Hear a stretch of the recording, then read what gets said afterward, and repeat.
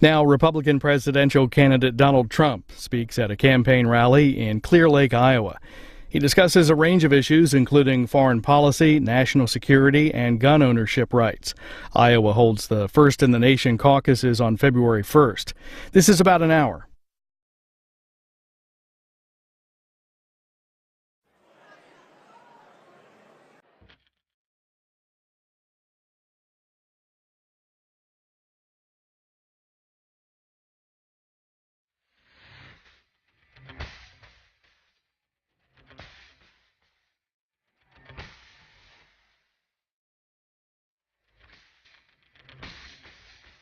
Ladies and gentlemen, please welcome the next President of the United States, Donald J. Trump.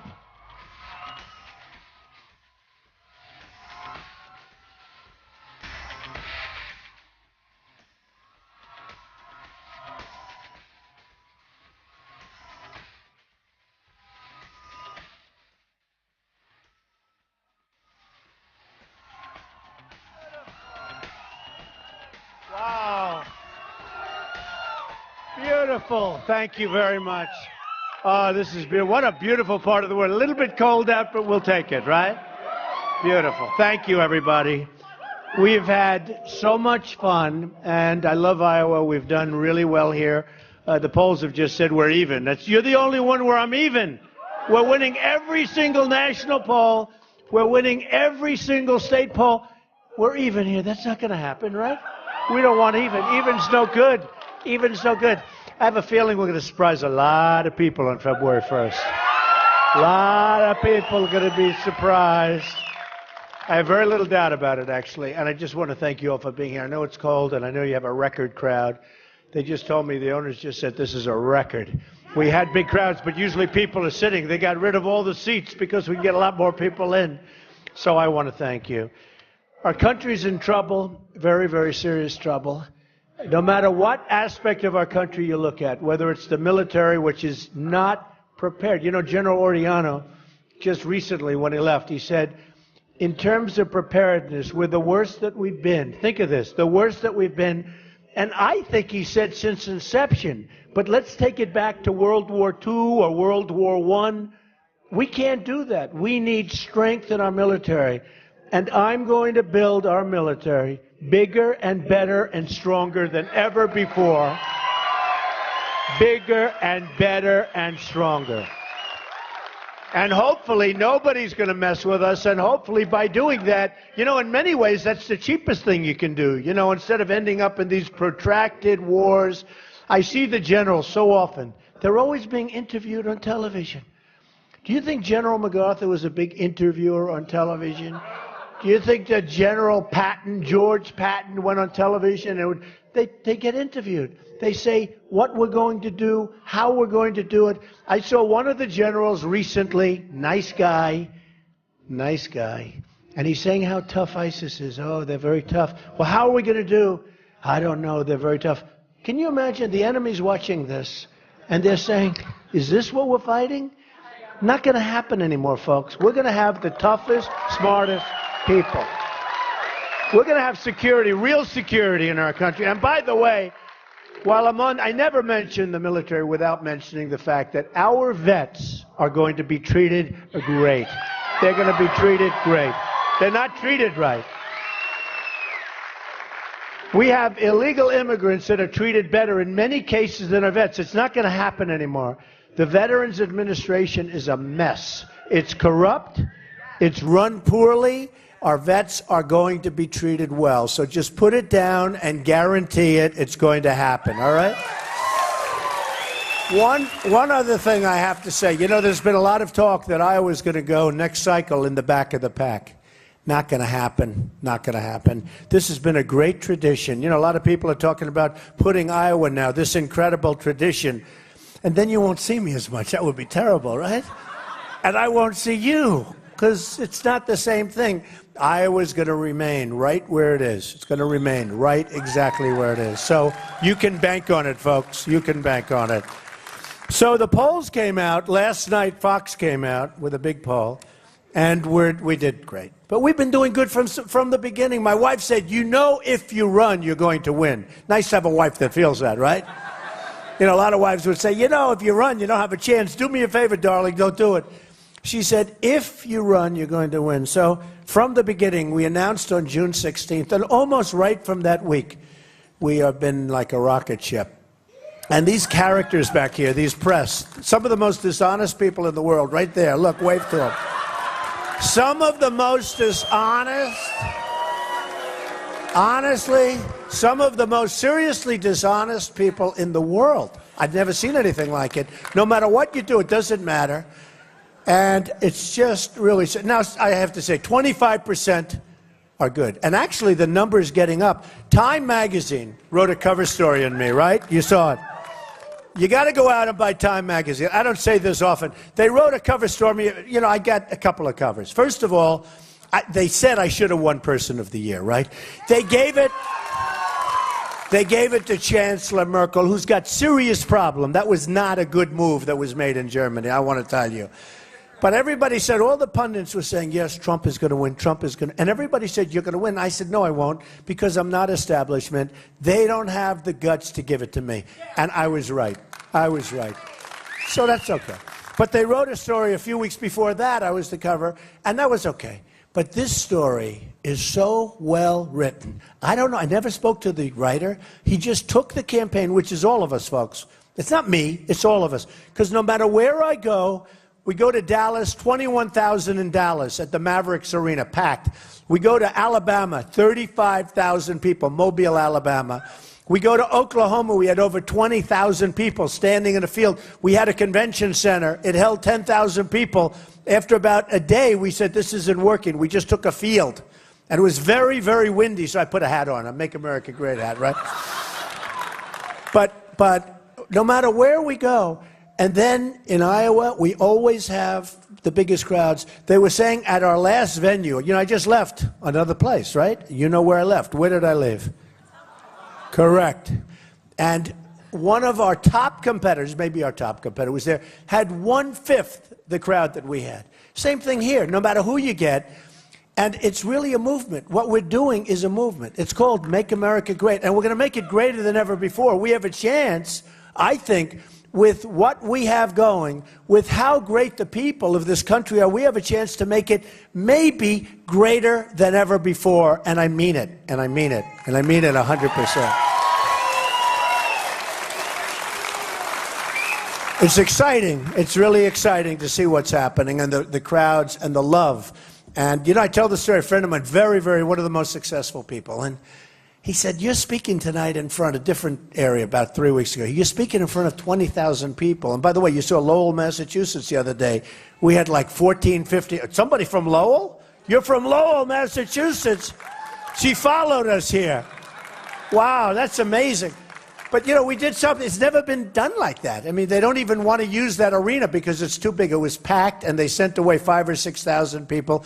It's like this. And my friend said to me, let me ask you, how do you do that? You have all those people, and I insist on not using a teleprompter. I'd love to. Honestly, it would be so easy.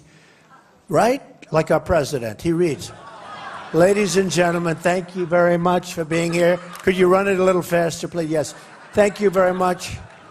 It is wonderful to be in Iowa today. It's really great to be, okay. And goodbye, everybody. And that's the end. And everyone says, oh, that was fun.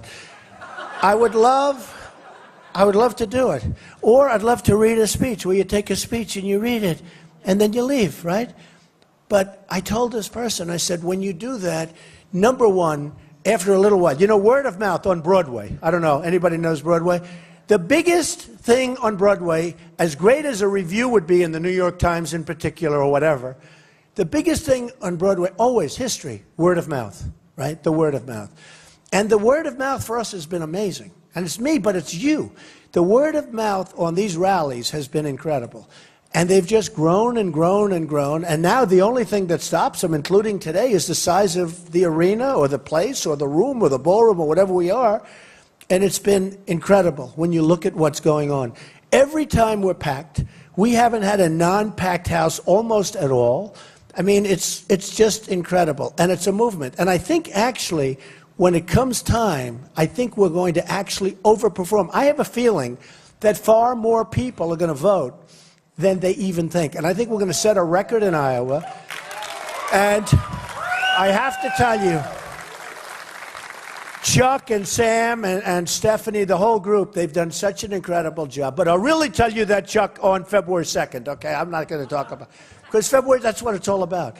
And I was called by a great writer, a writer that is on the other side of the table from most of us, but a great writer. And he said, I'd like to ask you one question, Mr. Trump. How does it feel? And I said, I don't know what you're talking about. He said, how does it feel? What you've done, this is 2 months ago, 3 months ago, and the summer had just been ending. He said, it's the summer of Trump. The entire summer, it's the summer of Trump. Nothing like this has ever happened in American politics. You've changed the whole dialogue. You've changed everything about running a campaign. You've spent no money. You know, you look at a guy like Jeb Bush. He's in for $68 million. He's down on the bottom of the barrel, and he likes Common Core. Can you believe it? He wants Common Core. Educate your children by a bureaucrat in Washington. That's not going to happen, okay? But, and by the way, and remember, with the border, they come over as an act of love. Remember that one? As soon as I heard that, I said, he's gone. But he spent $69 million, $69 million. I spent nothing. I almost feel guilty. So what happened, he said to me, how does it feel? I said, it doesn't feel anything. I haven't won. He said, no, even if you don't win, even if you got out today, what you've done has never been done before in American politics. I said, let me tell you something. If I don't win, I will consider this a great, big, fat waste of time, because we're not going to be able to make our borders strong. Politicians can't do it. They're all talk. They're no action. They don't do it. All they care about is running for office and winning.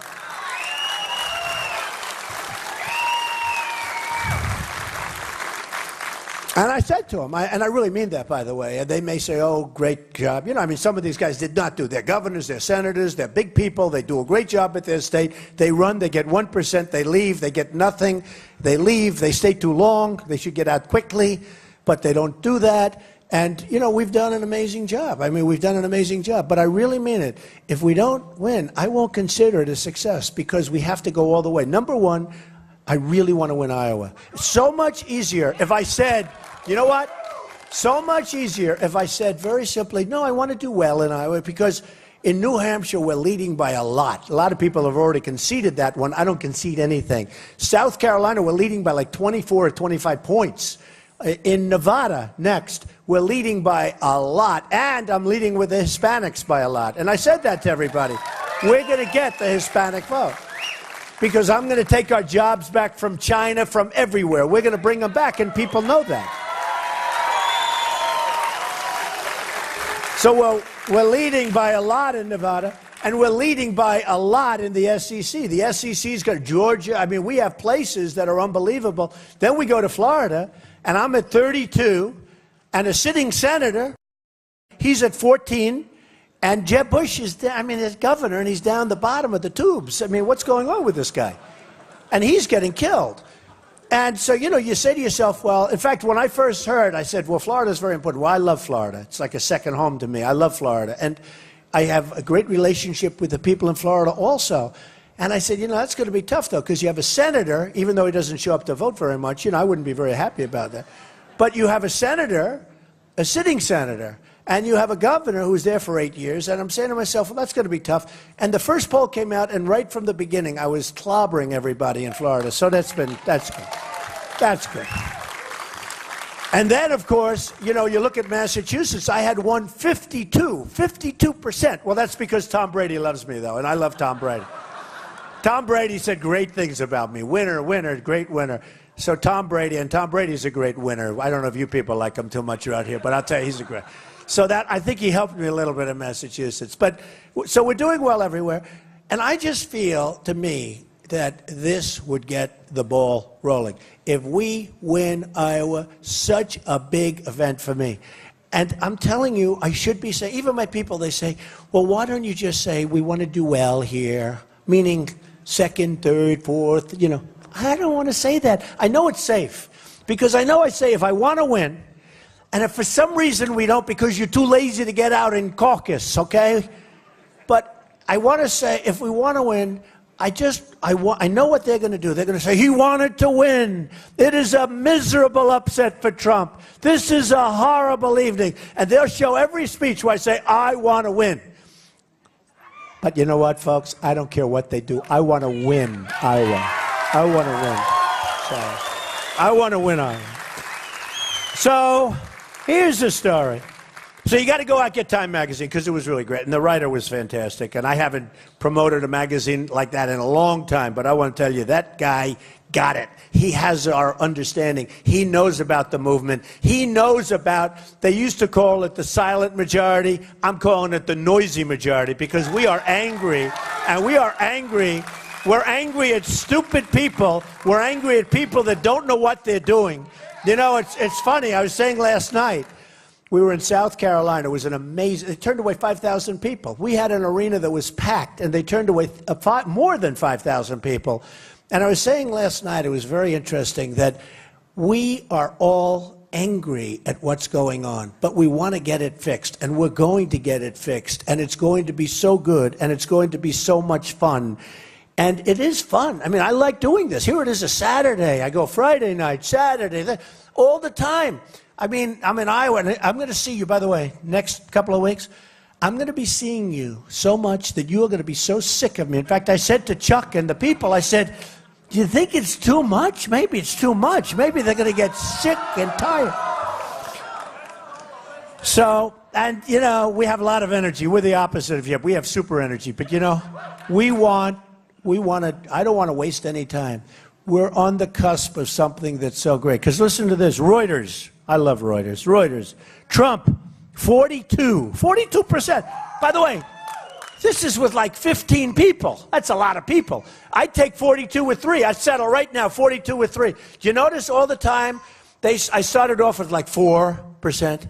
Then I go to 8. Then I go to 12. Then I go to 16. Then I go to 18. Then I went to 26, and I held at 26 for 2 weeks. And they were saying, he's reached his plateau. That's his plateau. And then I went to 28. Then I went to 30, 32. Now we have Reuters, 42. Cruz at 16, Carson at 12. Bush is so low. Let's know. Oh, wow, what's going on with that guy? 69 million. It shows you can't buy elections anymore. It's really true. I think people are too smart for it. They're too smart. You know, sort of interesting.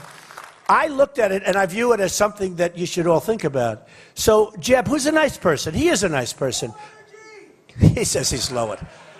That was a very badly described candidate. No, he's a little low energy, but that's it. We don't need low energy. Do we agree? We need high energy. High energy. Do you think ISIS wants to know about low energy? You got to knock the hell out of them. Boom, boom, boom. You need a lot of energy.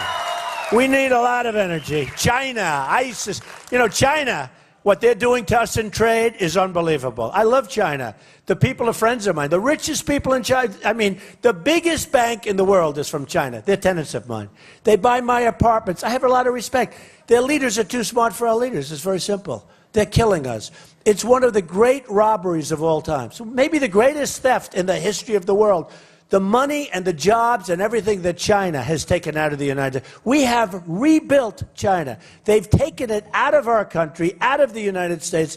We've rebuilt China. And you know what? We don't even know. Our people, the head of China comes here. They give him a state dinner. Hello, darling. That's so cute.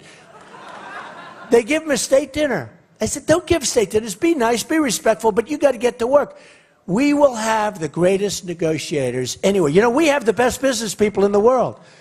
I have Carl Icahn endorse me. I have many others that endorse me. The greatest business leaders, they're going to represent us now, folks. They don't want any money. They're going to represent us. Believe me, we lost $505 billion, our trade deficit last year with China. 505. Think of it. $505 billion with just one country. With Japan, the cars, they pour in millions of cars. They pour in off the biggest boats. You've never seen ships like this. You go to Los Angeles, these ships pull up, the cars pull off like it's the Long Island Expressway. They're going like 40 miles an hour off the ship. They're just one after another. You know what we give them? Practically nothing.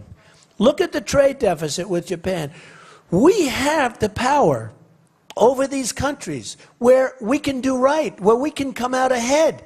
This shouldn't be happening. But we have incompetent people negotiating. We have donors. We have people, we have political hacks. We're not using our best. You know, if you go to places like China, Vietnam's another one, hot as a pistol. They're doing great. Vietnam is taking business now from China.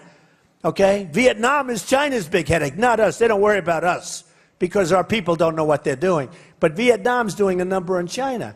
And Mexico is going to be the new China because what they're doing to us is unbelievable. Although they did catch El Chapo. Good? Good? They did catch El Chapo. That's good. I mean, I don't know. We better not escape a third time. You know, those tunnels, bing, boom, right under the toilet. Bing, boom, right up. It's pretty amazing when you think about it, right? But anyway, I have an idea. Put them on the 4th floor this time, right? No more first floors. Anyway. But Mexico, I have a great relationship with Mexico. I have a great relationship with the Mexican people. I have thousands and thousands of people, Hispanics, that work for me. Thousands of Mexicans over the years have worked. They're incredible people. They've worked for me. But you know what? Their leaders are too smart. What's happening is we don't have a border between the anchor babies, which, by the way, and the press will say, you can't say that. I can say it. I was right on the anchor babies. I was right. We don't need a constitutional amendment to stop this craziness. You have a woman, she's pregnant, she walks over, she has the baby. Now we're supposed to take care of the baby for 85 years or whatever it is. It doesn't say that, folks. And the best lawyers in the world agree with me. And when I first made the statement, it just didn't make sense. But if you read the fine language, if you read the fine print, they came in, they're here illegally, they have a baby, they don't leave the baby. The baby isn't an anchor baby. We don't take care of that particular baby or person for 85 years. It doesn't read that way. And we don't need, and by the way, we don't need a constitutional amendment. We don't need it. It's there. We need perhaps a vote of Congress, and people are thinking that maybe we don't even need that. And we should be able to get that, frankly. But we probably don't even need that. Okay. Fox News. So Fox News comes out last night. 35 for Trump national. Cruz at 20. Ruby at 13. I'm winning by a lot. And they say, winning by a lot. Okay? Here's one that I really love. They didn't even cover it. They don't cover. You know, they don't want to cover these great numbers, right? Donald Trump against, did anybody ever hear of a person named Hillary Clinton? So this was just last night. Trump 47, Clinton 44. And I haven't even started yet. Look, I haven't even started yet, although some people would say a couple of days ago I started. But believe me, that's not even starting. That's just a warm-up. So here's what happens. A couple of the commentators, I won't mention their names, but the Hillary Clinton people said, oh, yes, we'd love to run against Donald Trump. Now, I called a couple of them. I said, folks, the reason they say that is that they don't want to run against me, okay? They don't want to. The last thing she wants to be doing, and Bill wants to be doing, is running against Trump. They would love to have somebody else who's a little more mild-mannered, you know, who won't bring up the truth, okay? I just tell the truth. They would like to have, okay? The last, believe me, and I know Clinton. Hey, I've been friendly. When I was a business, you know, they had, can you believe I say when I was a business, my whole life I've been a businessman. Now I'm saying when, can I say that I'm still a businessman but I'm running for office? Because I hate to say I'm a politician. Oh, these politicians are so bad. All talk, no action. That's these politicians. Nothing ever gets done. You're not going to make it. I'm telling you, you're not going to make it if you put some politician in there, and I know them all. You know, it's interesting. I was looking at the ones I'm running against. I've contributed to most of them. Do you believe it? I've contributed to most of them. And one of them said, no, I don't think you've contributed to me. They found out I did. I contribute to I've given to Democrats. I've given to Hillary. I've given to everybody. Because that was my job. I got to give to them. Because when I want something, I get it. When I call, they kiss my ass. Okay? It's true.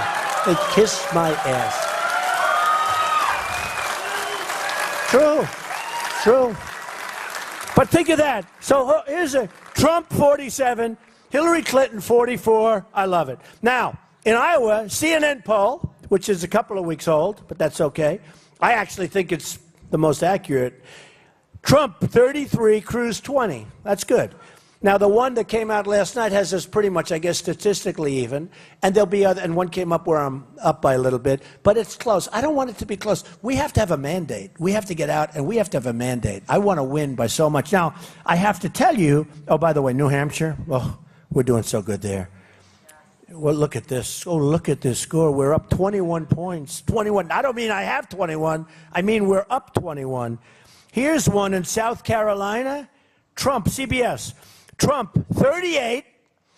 Cruz is second at 23. You know what that is? I mean, that's a massive difference. So we're doing good. We're doing good, and we're going to do good here, too. We're going to win. We're going to come in first place. But let me tell you, Ted. So Ted's a nice guy, and I like him, and he likes me. A lot of other people don't like him, by the way. I must tell you that. But I like him. Why do I like him? Because he's been very nice to me, all right? But here's the problem. He's talking about natural-born citizen, right? Now, if he ever got the nomination, you know the Democrats are going to bring a major suit. He was born in Canada. Whether we like it, don't like it, he lived there, he was born in Canada. I guess his parents voted in Canada. A lot of things. I mean, a lot of things happen here. So if you're born in Canada, it's immediately a little bit of a problem. Now, gave up his citizenship like, what, 16, 18 months ago. Joint citizenship. Did he have a joint citizenship, right? But here's the problem. Lawrence Tribe is from Harvard University Law School. Very great lawyer and a constitutional expert. So he's on television last night. And he said about natural-born citizen that this matter is not a settled matter. It is wrong to say, this is an exact quote, it is a settled matter, because it is not. Now, just so you understand, that means there's a question. It's not a settled matter. He was born in Canada. And I say to Ted, and as a Republican I say it, because I think it's very important, you got to get it straightened out. Now, you can go for what's called a declaratory judgment, where you go to the courts and you say there is a problem where there's a problem of interpretation, and you put a lot of papers in and you get a ruling from a judge, because you cannot put somebody there, folks, that's going to go in and he's going to be immediately sued by the Democrats because they're saying he was born in Canada, he's not allowed to run for president. And if there's that doubt, don't forget these lawsuits. Who knows more about lawsuits than I do? I'm the king. I'm the king. These lawsuits take 2, 3, 4 years. So you can't have somebody running. You cannot have somebody running and have a lawsuit. And people have already said they're going to bring the lawsuit. They say if he gets the nomination, we're bringing a lawsuit as to natural-born citizenship. And honestly, I don't know. Because some people say you have to be born on the land. Okay? You have to be born on the land. That's what I always thought before. You have to be born on the land. So he was born in Canada. Now, John McCain had the same problem. The difference is his two parents were both in the military. They were both in the military. And he was born on a military base. Okay? I understand that. I mean, it's a military base. Okay, what are you going to do? Say, you know, Mom and Dad, you should have taken me back home to be born. I can't run for president. He was born on a military base. And I understand that. And by the way, Lawrence Tribe represented John McCain on that. And he said he was troubled by it. They won, but he was always troubled by it. It bothered him. But he also understood it. But with Cruz, he said it's a problem. Now, if it's a problem, they got to work it out. Because you can't give somebody a nomination. I think we're going to win. Just so you understand, I don't want to be like a negative person. And I don't want to win this way. I don't want to win this way. I want to win fair and square. And based on all the polls, it looks like I'm doing awfully well. But you can't have a person running for office, even though Ted is very glib and he goes out and he says, oh, well, I'm a natural-born citizen. The point is, you're not. I mean, you got to get a declaratory judgment. You have to have the courts come up with a ruling. Or you have a candidate who just cannot run. Because the other side will immediately bring suit, and you've got that cloud on your head, and you can't have that cloud on your head. You know, the Republicans have a structural disadvantage to start off with. Speaking of that, I think I'm going to do great in New York. a state that they don't even talk about. You ever notice where they say, you have to win Florida? I think I will. You have to win Ohio. Now, Ohio is interesting because I do great in Ohio. I'm killing Kasich in Ohio. Everyone said, maybe you should make him your running mate and you'll win Ohio. I said, yeah, there's only one problem. I'm killing him in the polls. All right? You know, it's the same thing like in Florida where you're beating them and they say, why didn't you pick one of them? So it's sort of interesting. Pennsylvania, we're going to do great. What they've done to the industries in Pennsylvania, like the coal industry, I guarantee I'm going to do great in Pennsylvania. But I think I'm going to do great in states that are not considered in play. I think New York, you know, they came out with a poll the other day, you probably saw it. Upstate New York loves Trump. And I think I do well in Manhattan, too. I live there. But it's on the little liberal side. That's okay. You know what the truth is? Whether it's liberal or not liberal, whether it's Democrat or whatever, people want safety. They want our country to be great again. They want lower taxes. So I think that I'm going to win states that these people up there, back there with all of the cameras, they don't even talk about. I think we're going to win states that aren't even talked about because the other people are not going to win any of those states. I mean, there's not a chance. You know, Ted and Marco and all these people are not going to win New York, and they're not going to have a chance of winning New York. I have a good chance of winning. They like me. I mean, sometimes they think I'm a little wild, but that's okay. But they like me in New York. I have employed thousands and thousands of people. I've built great, great projects in New York, from the Woolman Rink, the little one, to the biggest buildings. That's what I've done. Thousands, tens of thousands of people. They like me in New York. So a place like New York, which isn't even thought of, hasn't been won in decades, all of a sudden they're starting to say, you know, Trump would have a chance because upstate New York, which is very sad what they've done with that, it's in serious trouble, because it's in such trouble, they think that I have a great chance of winning New York. By the way, nobody else does. The other thing is, it just came out in one of the magazines and newspapers that if Trump gets the nomination, they think he's going to take 20% of the Democrat vote. And I think so, too.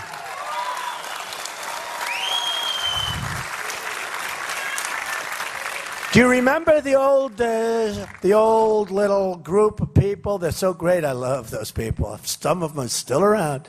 It was called Democrats for who? Reagan. Remember how many people voted for Ronald Reagan? We're going to have the same thing. And they're not polling that stuff. We're going to have the same thing. Then I'm going to do great with the Hispanics. And I told you about Nevada, where I won the poll in Nevada with Hispanics because I'm going to create jobs. I'm going to do great with African Americans because they know I'm bringing the jobs back from China and Japan and Mexico. I'm going to do great with African Americans. So there was a poll that showed that I had 25% with African American, and 25%. Now, a Republican gets like 5%, 6%, 7%, like tops. So this poll came out, said 25% for Trump. The commentators were talking about it. They said, let me tell you something. If Trump gets 25% of the African American vote, this election's over. He wins. It's over. Now, I don't know if I'm going to get 25%, but I have a great relationship to the African Americans. They love me. I love them. We're going to do great with. We're going to do great. We're going to do great, I think, with every group. I think we're going to do great with every single group. And it's just a very exciting period of time, and it's very exciting to see what's happening. That I can tell you. Now, when I first announced, it was amazing. I have never seen so many cameras. It would look like the Academy Awards in Trump Tower. And I said to my wife, you know, it takes guts to run for president. I'm not a politician, and it takes guts. And I've always heard, from day one, I've heard, you can't run. If you're a very successful person, you can't run for president. Maybe it's so, maybe it's not. But I said, doesn't matter. Too many stupid things are happening. Too many people, they don't know what they're doing. They're either corrupt, incompetent, maybe worse than incompetent, or they have another agenda. I don't even know. Maybe there's another agenda. I don't really think so. But maybe there's another agenda out there, folks, that we don't even know about. But there's something going on because there's so many things that are so simple, like the Iran deal. How do you give $150 billion? We get nothing in that deal, nothing. Think of it. We don't even get our prisoners back. No, we don't even get our prisoners back. And now Iran wants to start negotiating for the prisoners. Do you believe this? But they said, we want very, very much. Oh, man, you just get sick when you see it. So they're getting $150 billion. And what we should have done, first of all, nobody even knows when this deal started. It's been going on forever.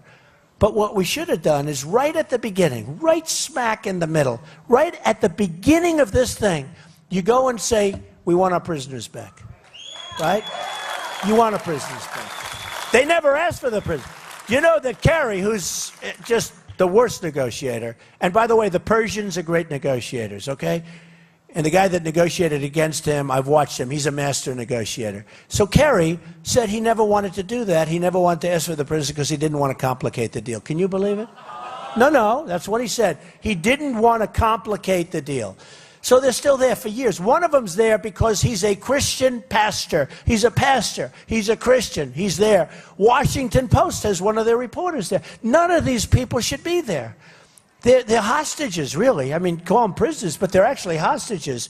So what happens is you go in, you need the right messenger, and you say to them, we got to have our prisoners back. This is 3 years ago, 4 years, whenever it started. We want our prisoners back. Got to have them back before we start negotiating. They'll say no, and what we say is, bye-bye, enjoy yourself, we're leaving, bye, and wave goodbye, get up, leave. Leave. They should have left that negotiation 4 or 5 times, by the way, instead of sitting there. So you get up and you leave. Now what you do is you ratchet up the sanctions and you bring them up a couple of steps, you double them, triple them, I don't care, quadruple them, give them nothing. But you bring them up and you bring them up, you know, double them. I guarantee you within 48 hours, they will be calling saying, 3 years ago, saying, we're giving you your prisoners, when can we start negotiating? Okay? Now, you wait till the prisoners are on the plane. You wait till they're over American soil. You wait maybe till they're landing and you have your next meeting, right? Now you tell them you're not giving them the $150 billion because we don't have it. The country's bust. We don't have it. We don't have it. We want to give it, but we don't have it. We can't give you the money. We don't have it. I'm sorry, folks. So let's, number one, put that in your head. So they'll be angry as hell, but don't worry about it. They'll get over it. And then you make a deal, and you make a good deal, and you have your prisoners, and you didn't give them the money. The hardest thing for me to do, if I win, I'm going to go in, and I'm not going to have that $150 billion. It'll drive me nuts. I just hate the concept of giving away that much money so stupidly. And now they call, and they say, we are now prepared to negotiate for the prisoners, but we want a lot. Can you believe the stupidity of these people? Now, I used to say this is one of the greatest deals of all time, but I'm wrong. You know the greatest deal of all time? And I just sort of figured this out 2 weeks ago. What did they get in addition to this great deal with the money? And how about this? 24 days for inspection. So we say, oh, we hear they're building nuclear. Oh, please let us know. Now, before they get to the 24 days, before the clock starts ticking, they have to go through a whole process, right? It could be forever.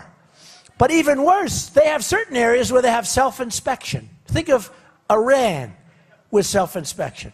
We hear you're building nuclear. Oh, well, let us go and inspect. We will inspect and we will call you back tomorrow. Mr. President, I promise, we're not building nuclear there. This is madness, okay? How we could have agreed to this is just insane. And it will lead to nuclear proliferation as sure as you're sitting there. You already see what's happening with Saudi Arabia. And if you think that Iraq, and if you think that, you know, you look at what's going on, because the greatest deal they've ever made is Iraq. They're getting Iraq for nothing. They've been fighting for Iraq forever. Since I was born, they've been fighting, right? They have 2 equal countries in terms of militarily. They go this, they fight. 10 feet this way, 10 feet that way. This goes on forever. Then they rest for a couple of years, then they go back and fight, right? Then Saddam Hussein with the gas, then the other one with gas, then they say, we'll take a truce, they rest, they go back to fight. What the hell? How did we ever get? We should have never been there in the first place. And I said that. I said it. We have to rebuild our country. We have to rebuild our infrastructure, our roads, our schools, our bridges are falling down, and we're pouring money. We don't know what the hell we're doing. And I said it. In 2004 and even 2003, it came out, Trump opposed to the war. I was totally opposed to the war. And I'm more militarist. I tell you what, I am more militaristic than anybody in this room. Anybody. I want that strong military. I want it so bad because we're not going to have to use it. We're probably not going to have to. But you know what? We have to have it. We have to build it up. I'm in the real estate business. It seems like all the time I'm getting these listings. Army base for sale, naval base for sale, Air Force for sale, Air Force base for sale. I mean, I say, how many places do they have? We're always selling these bases. All the time they're being sold. We need a strong military. We need a powerful military, okay? And we don't have it. We just don't have it. So, we're going to change things in this country. We're going to use our heads. We're going to be so smart. We're going to be so cunning. I just said in the other room, we're going to win so much. We're going to win on militarily. We're going to knock the shit out of ISIS. We're going to...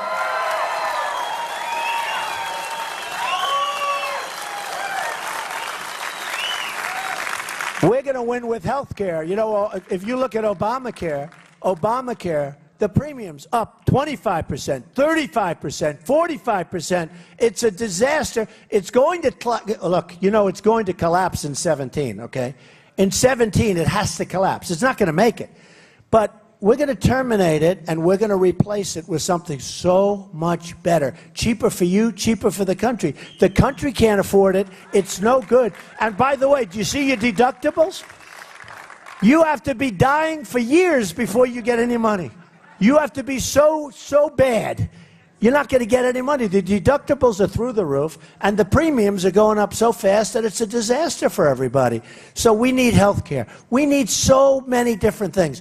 And what else do we need? We need a strong border. And what do we need? We need the wall. We're going to build a wall. We're going to build a wall. I mean, look. You remember? So when I came down in the atrium of Trump Tower with my wife, she was going down, and she was very elegant, and I'm waving, and I'm saying, what the hell am I doing? Why am I doing this, right? And I'm going down in front of all of these people and all of these killers that are back there, just except like, oh, they have a lot of people back there. But, I mean, you never saw it. This look, I'm telling you, it looked like the Academy Awards. And I went up and I talked about illegal immigration. And I took heat like nobody has ever taken heat. And I always say it. Rush Limbaugh said that Donald Trump has taken more incoming than any human being I've ever seen, right? And I took a lot of heat.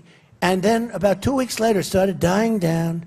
And then you had the killing of Kate, who was such an amazing person. And you had the killing of Jamil in Los Angeles, Jamil Shaw, who is an amazing young man, getting ready to go to college, football player, good student, great father. He's a friend of mine. And just an amazing guy, shot in the face by an illegal immigrant who was over here, should have never been here, should have never been allowed to be here. You had the woman killed recently in California, a beautiful, wonderful 66-year-old veteran. She was raped, sodomized, and killed by a person that should have never, ever been allowed to be here. And many, many more. This is just many, many, many more. And people started saying, you know, he's right. He's right. And now that's not even controversial. And now the other day, I'm watching Ted Cruz, and he's saying, yes, and we will build the wall. I said, where the hell did that come from? It's true. And my wife said to me, darling, you have to hear this. And if it wasn't for TiVo, I wouldn't have been able to hear it myself. It's great. This TiVo is fantastic. I run it back. She said, somebody just said he's going to build a wall. That's the first time I've ever... She's really into this. She watches it all the time. Everybody is. I could tell you names. People that you wouldn't believe, they watch it. They love it. We had 24 million people at the debate, the biggest in the history of cable television. Not debate. I mean, show.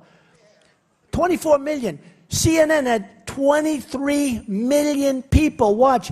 The biggest audience in the history of CNN. This isn't me talking. This is CNN putting out a release. The biggest audience. Now, let's say Trump isn't involved, okay? Let's say it's Rand Paul, Jeb Bush. I don't want to mention everybody because some people I like so much, but so I'm not going to. But let's say it's, okay, the cast of characters, right? Those debates used to draw flies. They didn't draw anybody. Nobody wanted to watch the debates. In fact, the networks didn't even want them. I think they had to take them as part of their license. You're not going to get licensed unless... They didn't even want them. Now they say, can we make them 3 hours? Can we make it 10 hours? I mean, they want... It's crazy what's going on, the debates. And everybody knows why. Variety does a story, the Trump debates, right? All of the different places do a story. The Hollywood Reporter, good magazine, they do a story. Beautiful story to me, but they call the Trump debates. It's great. And the beauty is that if I run against Hillary, they say it's going to be the largest voter turnout in the history of the United States. And I believe that. And they also said, and CNBC said it, and other people said it, they said that not only is it going to be the largest voter turnout, but many of those people that come in, they're sick and tired of these phony, corrupt politicians like Hillary. They're sick and tired, and they're going to vote for Trump. And we're going to have a big victory. We're going to have a big victory. We're going to have a big one. We're going to have a big one. So when I started, I came down, beautiful escalator, wonderful building, Trump Tower. Go check it out sometime. You got to check it out. Got to buy Time Magazine first and then check out Trump Tower. And then log on and then come on to @RealDonaldTrump. You know what's great? This stuff is great. This Twitter, it's so incredible. I have like, between Twitter and Facebook and Instagram, I have like 11 or 12 million followers. 11, that's like, it's sort of like owning the New York Times without the losses. Can you believe that? No, it's like incredible. It's incredible. I did something the other day. I did a tweet on something, and I'm home, taking it easy. I'm reading the papers. I did a tweet, and CNN breaks. We have breaking news. Donald Trump has just announced, I don't know, some little thing about somebody not doing a good job someplace, right? Donald Trump has just announced that Jeb Bush is low energy. Breaking news. No, it's like crazy. It's the most incredible form. It's so quick. It's so incredible. And they watch it. You know, if you're a certain person, they watch every tweet they put out. You got to be careful a little bit. You know, if you make a spelling mistake, they kill you. If you make a typo, I got to be so careful. If I do a typo, you know, a little typo, it's like death. They just go wild. They put it on, look at this man, this is a horrible typo. But it does give you a tremendous amount of power. So @RealDonaldTrump, everybody go on, not that it matters. This is adding a few thousand people doesn't mean anything, right? When you have millions, but they're people from Iowa, and you have tremendous power, because you're going to really be setting the agenda. It's so important what you're doing. So when I began, it started off, and I was talking about the border, I was talking about trade, I was talking about China, and I was talking about all of these countries that have been ripping us off and taking our money and just destroying us and leaving us poor and leaving us without jobs, and all of the things that have happened, all of the things that are true. Newton, Iowa, I'm a big fan of Newton because they were on 60 Minutes just like I was. Newton, are you from Newton? Oh, she's not, but she knows. And they took businesses out of Newton and they moved into Mexico. And they had a big piece on 60 Minutes, and I talked about Newton. I helped the people in Newton. I felt badly. These were great people where a daughter wasn't able to go any further in college and things, and I helped them out. And I feel really good. I didn't know I'd be doing this. That was years ago. The people of Newton, let's put it this way, they liked Donald Trump. But it was very unfair. I mean, jobs were taken, companies were taken. It was ridiculous. But that's happening all over the country. So when I first came down, I said, it was about trade, and it was about the border, and it was about Obamacare, repealing and replacing Obamacare. It was about different things. And then we had Paris, and then we saw hatred. Hatred like we've been watching. Don't forget, the World Trade Center was hatred. And in my book that I wrote 2 years before, The America We Deserve, I talked about Osama bin Laden. And Joe Scarborough, who's a great guy, said, no, wait a minute, when did he talk about this? Well, a couple of years before the World Trade Center came down, he mentioned Osama bin Laden. No way. He goes, no way. Show it to me. And they looked and they found out. I talked about Osama bin Laden. It's called vision, folks, in all fairness. I said, don't go into Iraq. I said, Osama bin Laden, and you got to take these guys out. The reason I talked about him was I saw him on television, and I saw him in the papers, and I said, this guy's a bad guy. Well, a couple of years later, he knocked down the World Trade Center. They should have taken him out. And Bill Clinton had a chance to take him out, and he didn't do it, by the way. Bill Clinton had a chance to take him out, and he didn't do it. If he did it, you would have the World Trade Center probably standing right now. So I said, you know, amazing. And people said, that's amazing. He was talking about Osama bin Laden before the World Trade Center. So you do need the vision. But I was talking about these different things. And then what happens is you have a very horrible thing. And we know what that is. Paris was terrible. Then you had recently California, which was horrible. 14 people just killed by people that threw wedding receptions for them and threw anniversary, everything. They were friends of theirs, and they walked in and killed them. There's something going on. There's something wrong here.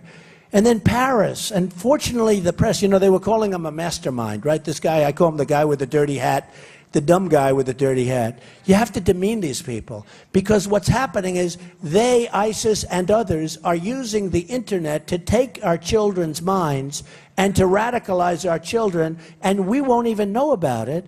And they're going to places, and they show up at the places. I mean, they join ISIS, and they join Al-Qaeda, and they join other. It's disgusting what's going on, right? And so I said, we have to get to the bottom of all of this. And I said it very strongly and very vividly. And I told the anchors, please don't call the leaders masterminds. Call them people with very low IQs that are no good. And I call the guy, with the white hat, I call him the guy with the dirty white cap, right? He had the white ski thing on. And what is he a mastermind? Why is he a mastermind? He sends guys in. You go there, you go there. Now, think of this, because I'm big for the Second Amendment. We got to save our Second Amendment, folks. We got to save it. We've got to save it. So if you go in and you have Paris, we have a number of places, and they put these thugs in there with guns. The toughest gun laws in the world, they say, is France and Paris. The toughest in the world. You can't have a gun. Unless you're a bad guy, you have a gun. You walk around with a gun, right? But if you're a person that's a law-abiding person, you're not allowed to have a gun. So in Paris, these thugs, these dirty, rotten, very stupid, demented people walk in, and they say, get over, boom, get over, boom. Not one gun in the room except for the bad guys, right? Get over. They kill 130, with more to come, because you have some really badly wounded people in the hospitals, that many of whom won't make it. So you have 130 people, a hospital load of horrible, horrible injuries. For what? I guarantee you, if that guy right there had a gun on his ankle, and if that guy right there had a gun on his waist, and if this one over here, the tall one with the glasses, or even the short one, or the woman, she looks tougher than all of them. But if there were some guns on the other side where you'd have bullets going in both directions, it wouldn't be that way. It wouldn't be that way. Same thing in California with these two horrible people, right? These two horrible people that knew everybody in the room. They were sort of friends, I guess, but they knew everybody in the room. And if you had a gun on the other side, it would have been a fight, and you wouldn't have the kind of carnage and the horror show that you had. We have to protect our Second Amendment. Remember that. And with me, it's going to be protected.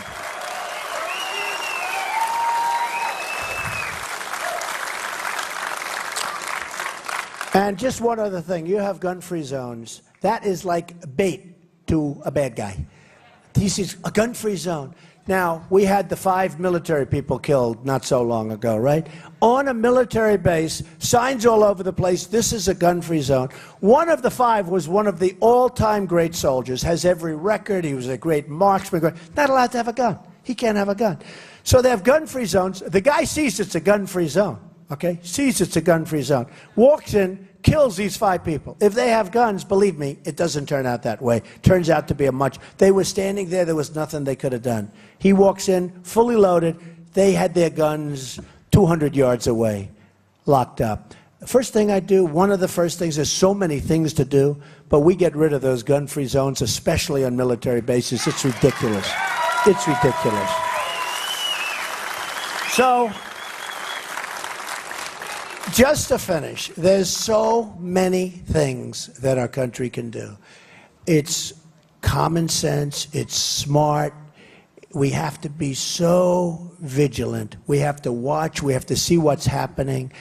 And when I brought up a certain subject about radical Islamic terrorism a couple of weeks ago, I was met with unbelievable, similar to when I talked about illegal immigration. And by the way, when CNN came out with their poll 2 weeks ago, I lead with ISIS by a lot. I lead with everything. I lead with immigration. I lead with ISIS. I lead with terrorism. And I don't mean by little. I'm over 50% with most of them. I lead with the economy. That we sort of expect, because I will be the greatest jobs president that God ever created. That I can tell you. The greatest. I'll be the best.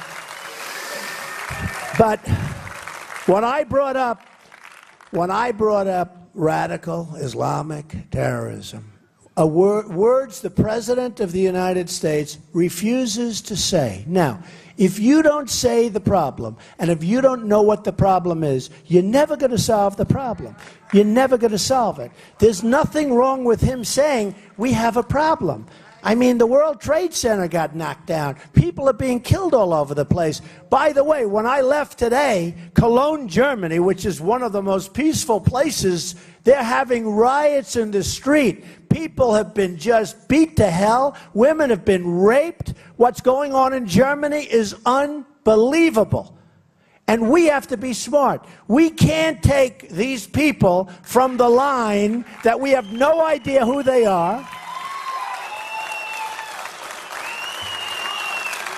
You know, we all have heart, and the migration is a terrible thing, caused to a large extent by Obama and Hillary Clinton with their policies that were so stupid, so totally and grossly incompetent, caused really by them. So what happened, and others, but really by them more than anything else. You look at what they've done with Libya, with Syria, the whole thing, everybody, I don't think they've done one right thing, even a few things. Look, 50 soldiers. We're going to send 50 soldiers. Okay? 2 months ago. So Obama gets up, he announces, we're going to send 50 people. First of all, he thinks it's wonderful. 50 doesn't sound, these are elite soldiers. These are great people. These are unbelievable men, women. These are the finest. What the hell does he have to say it for? Because now they have a target on the back, and the enemy is looking for those 50 people. If he would have just kept his mouth shut, he could say, and you know what? For the purpose of PR, when you say 50, people say 50, it's actually bad. It's not even good. But why does he have to say it? Why does he have to say we're getting out? We should have never been in Iraq, folks.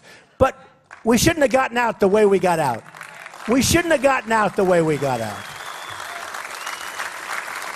I mean, I hated what they did. I hated what they did with Iraq. But we shouldn't have gotten out. And he goes out and he announces the date that we're leaving. And I said, oh, that's smart, because I figured it's camouflage, right? I figured he'd never leave. He leaves that date. So the bad guys, and don't kid yourself, they don't want to die. You read all about, they want to die. Bullshit. They don't want to die. Okay? They don't want to die. And let me just tell you another thing. Their families know everything that they're doing, just like your families know everything that you're doing. Their families know everything.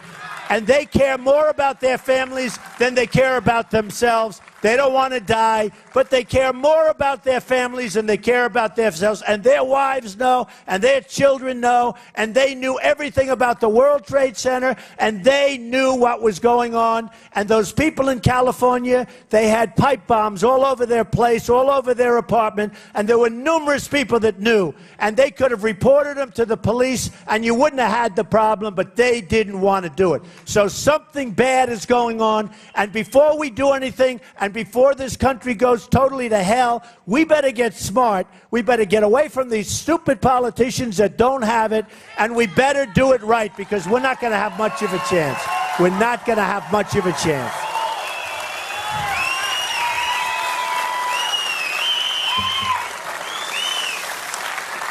So it's become largely, and even at the rallies, everybody has great confidence in me with China and with all these places. And don't worry about it. We'll take great care of that whole situation. And we'll get along great with them. It'll be fine. We're going to do great. We're going to do great. But we're going to strengthen up our borders, and we're going to get along great with Mexico. They're going to respect us more. They don't like us now. They take advantage. They don't even like us. I mean, Ford's building a $2.5 billion plant there. Nabisco, moving their factory there from Chicago. They're closing their factory in Chicago, moving it to Mexico. That doesn't help us, folks. I went to the greatest schools. I went to the Wharton School of Finance. I went to Ivy League College. You know what? That doesn't help. You don't have to go to college to write. That doesn't help us. It does nothing for us. We're going to have respect. We are going to be respected by other countries now. We're not respected. It's funny. We're like the big, fat bully that gets his ass kicked all the time. Nobody respects it. That's what we are. We don't win anymore. And what I said before is this. We are going to win so much that you people are going to get so tired of it. You're going to beg me, please, please, no more victories, Mr. President. No more victories. We can't take it anymore. Give us at least 1 or 2 failures. And I'm going to say, no way we're going to have failures. We're going to win all the time. And we are going to make America great again. I love you. Thank you. February 1st, get out and vote.